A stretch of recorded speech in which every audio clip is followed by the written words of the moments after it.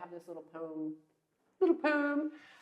but Petruo is in there, so I thought I'd share it. And so she's love.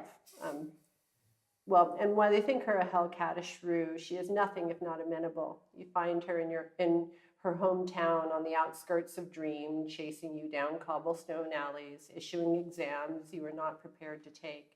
This, her cheeky taunt, that after she went through all the trouble of taking form of your silent prayers, you walked past her, eyes cloudy from past abandonments, blurred to the real. She laughs the luminescence that you slip into, eyes heavy as you fall. She stirs your pot, unprocessed material of the day, prepares a mind meal rich with symbols and signs. It's a rigged map that always leads to her.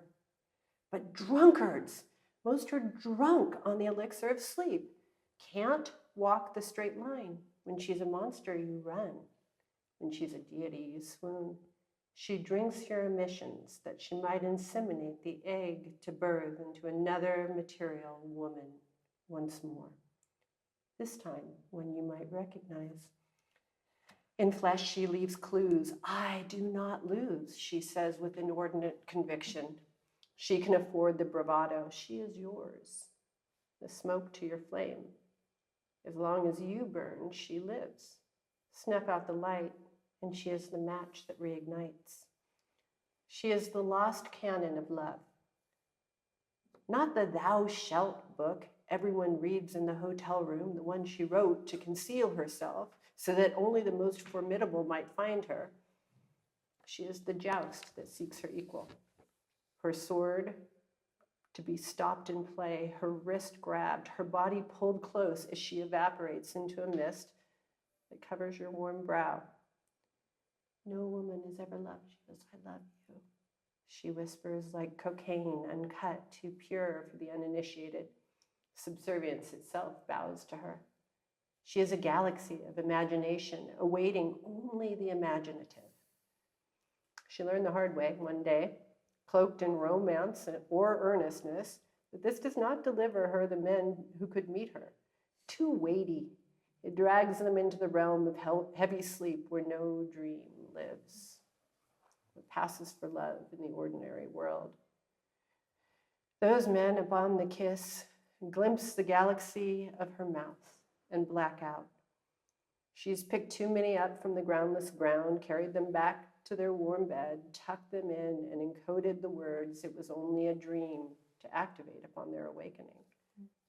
But yes, she is prayed into being, zipping up flesh and slipping on bones when the prayer proves fervent enough. Like I said, she's nothing but amenable. She knows the exact measurements and depths of the yearning in your heart, the faith on a string ready to snap. She knows your ways and your charms. She conforms to the shape of the charmed. She knows the hardness of your armor. She feels your jaw grind with it. But that heart, she knows every corpuscle. She issued it. She will not take it, though. What fun is that? Offer, offer, offer, offer, dear man. But discreetly, of course. Give her just enough. That leaves room for desire in the form of a question to build. And she will do just the same. This is how you build the sky. She once met Petruo. Oh, how he incensed and delighted. When she was a tree, he pruned her branches unkempt, but kept whispering, this hurts now, but will allow you to grow. He scaled her when she was a mountain, abstaining from the final step that would lead to her peak. I could, he warned, but I like you on top. As a guitar, he played her slow, aching notes. Please, her strings moaned, more. With glee, he sang, there's more where that came from, and stopped, right there, strumming. He moved his light and shadow, drawing her transfixed around corners, disappearing into the crowd, each now more radiant. He hid in the all. She found herself asking rocks and oranges alike, is it you? He came as sun, introducing himself as moon. She bit her salivating tongue. Oh, yes, dear.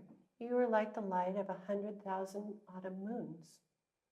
He came, stooped as old man, introducing himself as fair maiden. Past the wrinkles and toothless grin, she gazed into the buxom and milky girl who calls in lust and repels propriety. Just there, he said. I want you just there, as she stretched in opposing directions, having never been stretched before. He stretched her to tears, but stretch she did. Droughts ended, rivers flowed from those tears. It has been said that there are more water molecules in bodies than stars in the Milky Way, that this water is constantly reading for potentials. He stretched her to that potential. That sweat and tear alike poured. He guzzled her down. She would not give him a dry well and rubbed thighs together that might drink more. Laughter roared as thunder, delighted with the ingenuity she employed. It's that you might feel bliss, he offered.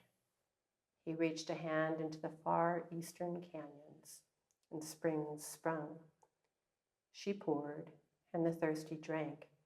He electrified, and the dark worlds innovated bulbs to capture his glow. It was an era of joy for all. That is, before the collective swallowed the great pills of slumber, and between them, a heavy, lidded density grew, an absorbing black hole of silence. Kali Yuga descended like a dark curtain onto which projected nightmares and bad omens. She urged the molecules of people to please, please, please open their eyes that she might cross the chasm that now lay between them. It's play, it's delight, she declared, and they fussed and fixed, choosing to see the dance of the dervish as the merry-go-round of samsara. With the urgency of love that only love could drive, she broke rules, she bypassed propriety. She drove through stop signs into the groins and bodies of all. She lit snake candles at the base of every spine with a wick. She risked the mania of the masses as their shadows were exposed to light. And this is where we find them today, not sure, never sure, if it will be enough to draw him down to her jewel.